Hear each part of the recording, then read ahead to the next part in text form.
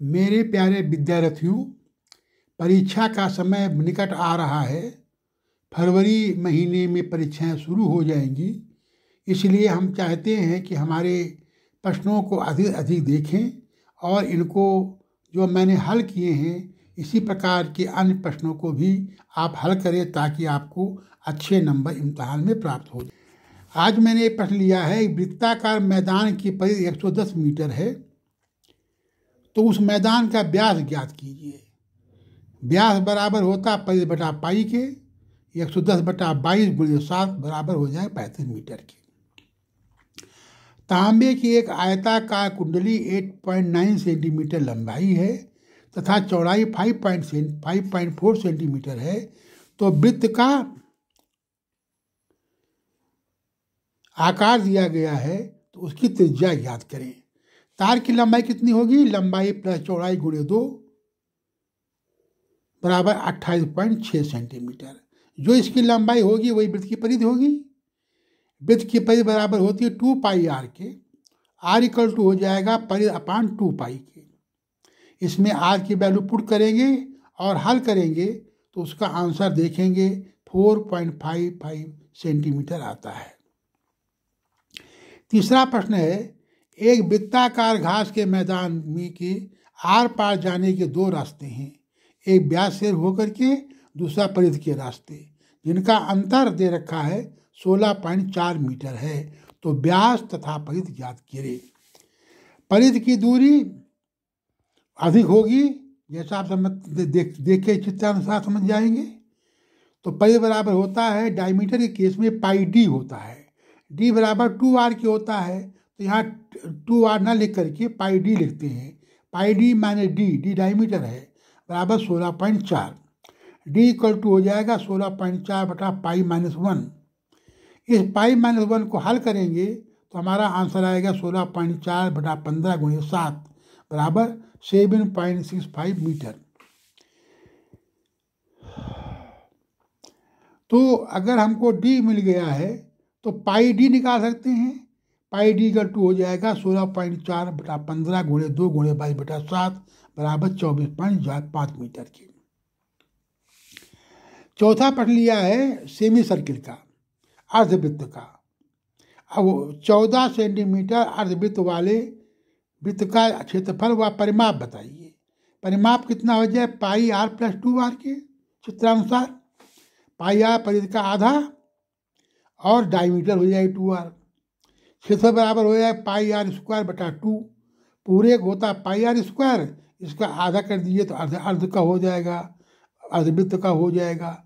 इनमें value put करेंगे, चित्रानुसार देखिए वैल्यू पुट किया है तो परिमाप वैल्यू आती है 72 सेंटीमीटर और क्षेत्रफल की वैल्यू आती है 308 सेंटीमीटर स्क्वायर। हमने पांचवा प्रश्न लिया है बेलनाकार, एक बेलन का। एक बेलन की ऊंचाई 18 सेंटीमीटर है तथा त्रिज्या 10.5 सेंटीमीटर है, तो इस बेलन का आयतन, वक्र पृष्ठ और संपूर्ण पृष्ठ ज्ञात करें। आयत के प्रश्न हल करने के पहले मैंने परिभाषा दी है। इस परिभाषा को बहुत ध्यान से सुनिएगा। किसी आयत को उसके एक भुजा के सापेक्ष परितः घुमाने से बने आकृति को लंबवृत्तीय बेलन या राइट सर्कुलर सिलेंडर कहते हैं।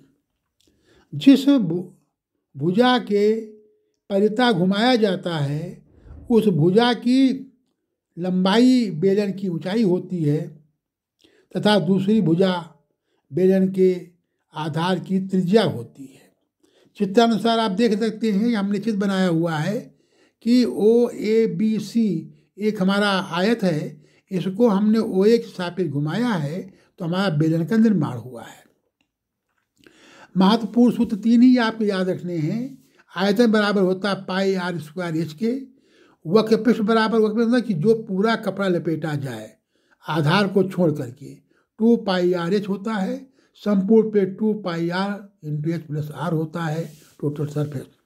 टोटल सरफेस मतलब होता है कि पूरे बेलन में भी और आधार में भी और ऊपर भी कपड़ा लपेटा जाता है तो उसको जो है हम लोग संपूर्ण पृष्ठ कहते हैं। आयतन पाई आर स्क्वायर एच में आर की वैल्यू पुट करके हल करेंगे। वक्र पृष्ठ में भी 2πRh 2 गुणे 22/7 गुणे 10.5 इंटू 18। संपूर्ण वक्र पृष्ठ में क्या है? वक्र पृष्ठ प्लस 2 प्लस आधार का क्षेत्रफल, आधार क्षेत्रफल का दूना। तो वक्र पृष्ठ पहले निकाल चुके हैं, 1188 आया था, उसमें आधा क्षेत्रफल πr² इंटू 2। इसको हल करेंगे तो हमारा आएगा 693। दोनों जोड़ लेंगे तो आएगा 1881 सेंटीमीटर स्क्वायर। छठा प्रश्न बहुत इंटरेस्टिंग है और बहुत ही छोटा प्रश्न है, लेकिन बहुत ध्यान देने की सवाल है।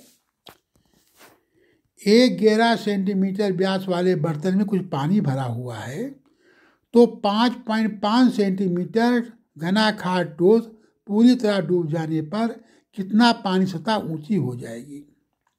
विद्यार्थियों, आपको ये ध्यान होगा कि पानी में जब कोई ठोस पदार्थ डाला जाता है तो वो डूब जाता है। डूबने में क्या होगा? वो अपने आयतन के बराबर पानी ऊपर उठाएगा। तो ठोस का जो आयतन होगा वही पानी का आयतन होगा। पानी का आयतन वही होगा जहाँ तक पानी चढ़ा है, उसका बेलनाकार स्वरूप होगा। तो 5.5 का क्यूब बराबर हो गया pi into 5.5 square into H की।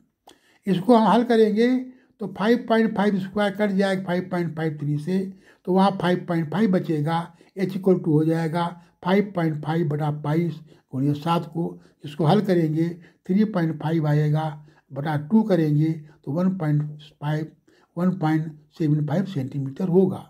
ये हमारा इसका उत्तर हो जाएगा। ऐसे प्रश्नों को विद्यार्थियों बहुत समझ के हल करना है।